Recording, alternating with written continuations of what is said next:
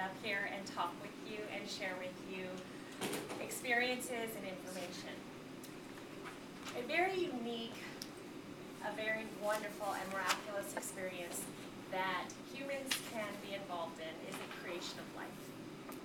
We as women, myself, as a woman who is a mom, have birthed 2 boys. That experience has been unique and very different in each episode. No matter how many kids you have, it is never the same experience twice. It is always something different and always a very unique story to the woman who it happens to.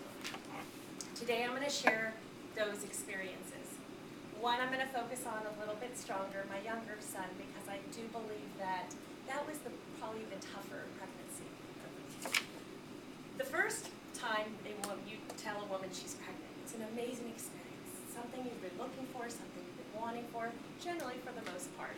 And it's a surprise because you don't ever know when it's going to happen. The first pregnancy was fun. It was easy. I put on weight, I ate well, I exercised. I actually put on a little too much weight. Didn't know what my body was doing. It was doing something all its own, but we have to trust our bodies that it's going to provide a healthy, strong baby. I ended up putting on 75 pounds, which by the end of my pregnancy, if I put my arms at the side of my head, I couldn't touch my fingers together. That was huge. I felt like I looked like a house. It was very uncomfortable. Pregnancy was quite the experience. I loved being pregnant. I enjoyed every minute of it. I had just a slight little bit of morning sickness, but other than that, it was an incredible experience. I went into labor. My water actually broke in my mom's car on the way to the hospital. I didn't even know I was in labor. I just thought I literally thought I was peeing and I couldn't stop it. We got there, 17 and a half hours of labor. Out pops this beautiful, very large, 8 pounds, 7 ounces, 22 and a half inches long baby. Just perfect little boy. He didn't want to come out, and he's my precious. He's my oldest. This is him 15 years later. So my second baby, we think, oh, I've done this before. I know what to expect. I know, your different hunger pangs, different sleep patterns. Well, yes and no. Experienced a little bit more of the uncomfortableness in the beginning, the onset of morning sickness. I was like, okay, I've got it. This is a different pregnancy. They always say that you can tell the difference between having a boy and having a girl by how your body reacts. Well, this one I couldn't tell.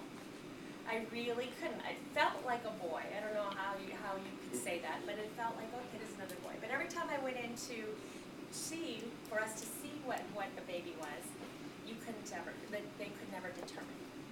But in my mind, I felt my body it felt like a boy. So along those, it was a Sunday evening, and I started to feel little butterflies. Like, oh, what is that? It's like, no, not uncomfortable, just kind of a little pinch here. Not even a pinch, it was more like a poke in your stomach. Over here and then over here. I started timing these, like, okay, 36 minutes, 28 minutes, 42 minutes. Nothing very significant. I didn't hurt. I just felt, oh, I looked it up. This must be Braxton Hicks. I didn't experience the Braxton Hicks, the false labor pains in the first round of pregnancy. So I said, oh, this is what they must be. This is what it is. I had a doctor's appointment already scheduled the next day. I thought, oh, okay, this is no problem. I'll just keep track so that I can tell them what's going on. So I was at the end of my 31st week of pregnancy. Now, for most of you, if you haven't experienced it, a woman is generally pregnant between 36 and 40 weeks, approximately 10 months total. 31 weeks is, you still got a ways to go. For a healthy baby, even if it's early, they like you to go at least 36 weeks. So I get up in the morning, my husband leaves for work, I get my son ready, we go into the doctor's appointment, and she says, oh, I tell her what's been going on. She She's like, okay, let's see what's going on. So I'm laying on the table, and she says, oh my goodness, you're dilated to 3. You're in labor. You need to get to the neonatal center right now. I said, where is that? Is that down the street at the hospital? She said, no, that's in Anaheim. It was 45 minutes away. I said, okay. And it was, that's all I remember hearing. I got dressed. I didn't wait for any instruction. No one came in, nobody took me by the hand, nobody said this is what you need to do, nobody said there's an ambulance on the way, nobody said, I don't remember anything. All I knew was like, I've got to get to the hospital. I grabbed my son, I walked downstairs, I jumped in the car, I get on the freeway. I tried to call my husband, I left him a message, I'm on my way to the hospital, they said I'm in labor, I'm in Anaheim, call me when you can, and that was it. I'm sitting in the car, driving down the highway, in the fast lane, 75, I'm like, okay, I know I've got to get there, but I've got to be safe, I've got my kid in the back, I've already got my son in the back. Okay, and as I'm holding onto the steering wheel, I just remember holding onto the steering wheel, you know, and every few minutes I'd look down at the clock, and I'd clench and be like, oh yeah, that's a labor pain, like, oh my gosh. And 45 minutes later, I arrived at the hospital.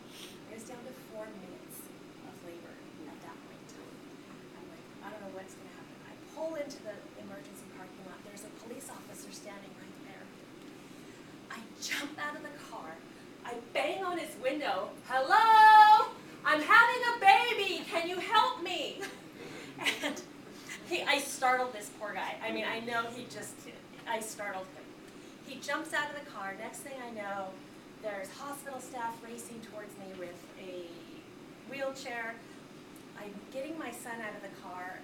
They put me in the chair, and they almost leave him. I turn and I grab my son's little tiny arm. He wasn't even 3 yet. He was almost 3 years old. Grab him. They rolled me into the emergency room, doing all this stuff. We stopped the labor pains temporarily. They said, well, you need about another 4 weeks for a really healthy baby. I said, I will stay right here. It won't move for another 4 weeks. So you go through a couple of days, shots and tests and more shots and, you know, anything you do to keep the baby from coming. So 2.5 days in the hospital, my water breaks. After a steroid shot, the water broke. And the steroid shot was for the baby's lungs. And I just prayed, like, no, you can't. And at that point, you don't have a choice. The baby's going to be born. What I thought was only 4 hours. My mom said, no, that was 8 hours that you ended up being in labor. He came out so quick and so fast. In my mind, I held him for about 4 seconds before they took him. They took him away to the neonatal center. He stayed 17 days. I was devastated. Oh my gosh, I thought, how could this be? The nurse came back. She said, you know what? He's okay. He's a healthy baby. He is 4 pounds, 12 ounces, and 18.5 inches long. He is bigger, twice as big than any other baby who is born at this time. He's going to be fine. That was a relief to me. After that 17 days in the hospital, we got to bring him home the day after Christmas. He was actually supposed to be born on his brother's birthday, and I'll tell you right now, he did not like that. His own birthday.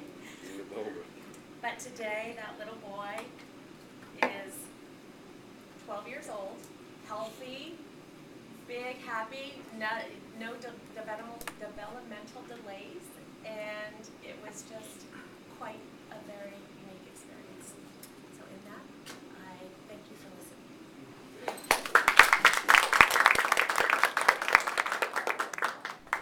Thanks, Jen. All right, I invite you all to take a moment. Maybe actually, Raj, if you put a minute on the clock, if everybody would just write some comments and pass them to Jen. There can